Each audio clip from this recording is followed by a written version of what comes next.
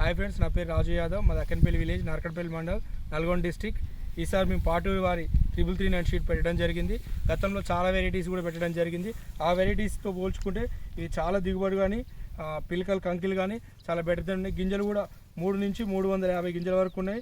Yielding కూడా 30 నుంచి 35 క్వింటాల మధ్యలో వస్తుందని ఈసారి మేము అనుకుంటున్నాం.